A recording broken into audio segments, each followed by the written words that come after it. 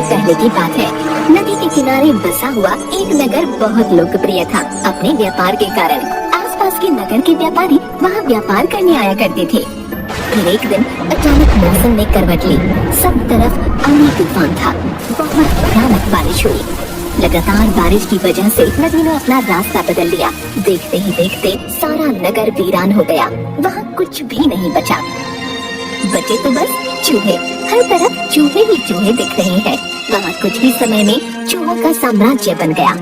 उनका राजा बना मूषक राज चूहा। चूहे की बस एक समस्या थी, जल की। तभी टीटू चूहा मूषक राज के पास जाकर बोलता है, महाराज की जय हो। महाराज, हमारे नगर में सब खुशहाल है। आप बस जल की समस्या का समाधान कर दे तो हमें जल पीने के लिए पहाड़ी के दूसरी तरफ न जाना पड़े। समस्या तो गंभीर है। अपने 200 या 300 सैनिकों के साथ नगर के उत्तर भाग में जमीन को खोदना शुरू करो। वहाँ जल स्रोत अवश्य मिलेगा। फिर क्या था, सब सैनिकों ने खुदाई शुरू की और कुछ दिनों में वहाँ एक बहुत बड़ा जलाशय निकल आया। उसी नगर की कुछ दूरी पर चंपक वन था, जहाँ बहुत सारे हाथी रहते थे और उन हाथियों का राजा था गजराज, एक विशाल हाथी। चंपक वन में एक साल भयानक सूखा पड़ा, जिसके कारण वहाँ पर भारी भरकम शरीर वाले हाथियों की दुर्दशा हो गई।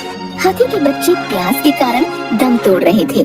सब तरफ निराशा का माहौल था। गजराज इस समस्या से चिंतित एक पेड़ के नीचे खड़ा था। कभी गजराज का मित्र एक मोर वहाँ आता है और बोलता है, महाराज, पड़ोस के नगर में एक बहुत विशाल जलाशय है, जहाँ पर आप अपनी प्रजा को पानी पीने के लिए भेज सकते हैं। धन्यवाद मित्र, तुमने हमें बहुत बड़ी मुसीबत से बचा लिया। उसके तुरंत बाद गजराज ने सभी को उस नगर की तरफ जाने का आदेश दिया। सैकड़ों हाथी अपनी प्यास बुझाने डोलते हुए नगर की तरफ चल पड़े।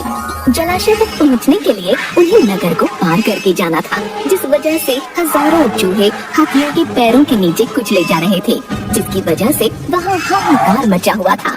हजारों की तादाद में चूहे अपनी जान गंवा चुके थे। नगर की सब तरफ चीख पुकार मची थी। इस बात से अनजान हाथी अपनी मस्ती में रोज उस रास्ते से जाते, पानी पीते और वापस आ जाते। काफी सोचने विचारने के बाद मूषक राज के मंत्रियों ने कहा, महाराज, आपको ही जाकर गजराज से बात करनी चाहिए। वो एक दयालु हाथी है। मूषक राज हाथियों के चंपक वन में गया। एक बड़े पेड़ के नीचे गजराज खड़ा था। मूषक राज उसके सामने के बड़े पत्थर के ऊपर चढ़ा और गजराज को नमस्कार करके बोला, गजराज को मूषक राज का नमस्कार। हे महान हाथी, मैं एक निवेदन करना चाहता हूँ। आवाज गजराज के कानों तक नहीं पहुंच रही थी। दयालु गजराज उसकी बात सुनने के लिए नीचे बैठ गया और अपना एक कान पत्थर पर चढ़े मूषक राज के निकट ले जाकर कहा, नन्हे मियाँ, आप कुछ कह रहे थे, कृपया फिर से कहिए। हे गजराज, मुझे चूहा कहते हैं। हम बड़ी संख्या में पड़ोसी नगर में रहते हैं। मैं उनका मूषक राज हूँ। आपके हाथी रोज जलाशय तक जाने के लिए नगर के बीच से गुजरते हैं। हर बार उनके पैरों तले कुचले जाकर हजारों चूहे मरते हैं। ये मूषक संहार बंद न हुआ तो हम नष्ट हो जाएंगे। गजराज ने दुख भरे स्वर में कहा, मूषक राज, आपकी बात सुन मुझे बहुत शौक हुआ। हमें ज्ञान ही नहीं था कि हम इतना अनर्थ कर रहे हैं। हम नया रास्ता ढूंढ लेंगे। गजराज, आपने मुझ जैसे छोटे जीव की बात ध्यान से सुनी। आपका धन्यवाद। गजराज, कभी हमारी जरूरत पड़े तो याद जरूर कीजिएगा।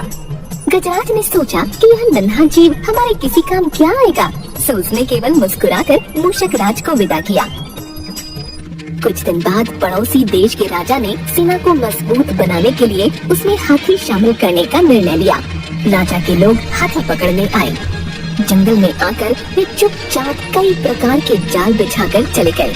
सैकड़ों हाथी पकड़ लिए गए। एक रात हाथियों के पकड़े जाने से चिंतित गजराज जंगल में घूम रहे थे कि उनका पैर सूखी पत्तियों के नीचे छल से दबाकर रखे गए रस्सी के फंदे में फंस जाता है। जैसे ही गजराज ने पैर आगे बढ़ाया, रस्सा कस गया। रस्सी का दूसरा सिरा एक पेड़ के मोटे तने से मजबूती से बंधा था। गजराज चिंघाड़ने लगा। उसने अपने सेवकों को पुकारा, लेकिन कोई नहीं आया। कौन फंदे में फंसे हाथी के निकट आएगा? एक युवा जंगली भैंसा गजराज का बहुत आदर करता था। जब वह भैंसा छोटा था तो एक बार वह गड्ढे में जा गिरा था। उसकी चिल्लाहट सुनकर गजराज ने उसकी जान बचाई थी। चिंगाड़ सुनकर वह दौड़ा और खंडे में फंसे गजराज के पास पहुंचा। गजराज की हालत देख उसे बहुत धक्का लगा। यह कैसा अन्याय है गजराज, बताइए क्या करूं? मैं आपको छुड़ाने के लिए अपनी जान भी दे सकता हूं। बेटा, तुम बस दौड़कर खंडहर नगरी जाओ और चूहों के राजा मूषक राजा को सारा हाल बताना।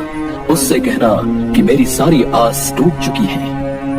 भैंसा अपनी पूरी शक्ति से दौड़ा दौड़ा मूषक राज के पास गया और सारी बात बताई। मूषक राज की जय हो। चंपक वन के महाराज हमारे गजराज मुसीबत में है। उन्हें शिकारियों ने अपने जाल में पकड़ लिया है। उन्हें आपकी मदद चाहिए। मूषक राज तुरंत अपने 20-20 सैनिकों के साथ भैंसे की पीठ पर बैठा और वो शीघ्र ही गजराज के पास पहुँचे। चूहे भैंसे की पीठ पर से कूदकर फंदे की रस्सी कुतरने लगे। कुछ ही देर में फंदे की रस्सी कट गई व गजराज आजाद हो गए। धन्यवाद मूषक राज, मैं आपका आभारी हूँ जो इस मुसीबत के समय आपने हमारी मदद की। गजराज, हम सब जंगलवासी अगर मिलकर रहे तो सब मुसीबतों का सामना आसानी से कर सकते हैं।